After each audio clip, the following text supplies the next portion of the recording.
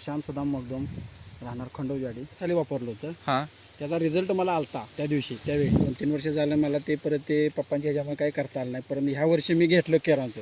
मला ते 2-4 वर्षात म्हणजे जे दुसरं मी घेतलं होतं ते मला काही पसंत पडलं नाही. ह्या वर्षी आम्ही 2023ला मी केरांचंच वापरले, खोडव्याला आणि लागण्यालाही वापरलं. त्यावेळी मी ह्याचं वापरलं होतं, बाहेरचं असं कोण सांगेल त्याचं केलं, पण त्याचा रिझल्ट आला नाही. आलं नाही.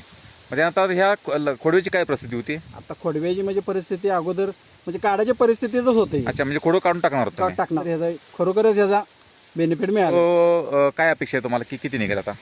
आता काही म्हणजे त्या लागणीच्या वेळी आपले 20-22 नंतर तर निघावा. अच्छा, म्हणजे लागणीपेक्षा पण खोडवा जास्त निघेल अशी माझी तर मिळालं नसतं तर काय मी ते काढायच्या दृष्टिकोनात काढणारच होतो. काढून टाकायचं. टाकायचं. अच्छा, ठीक. पण मी सांगणार की केरांचा रिझल्ट बघा. हां, केरांचा इफेक्ट 100% भरपूर फायदा होणार यासाठी. अच्छा. आणि त्यांनी त्यांच्या शेतामध्ये वापरायला काय हरकत नाही. नाही.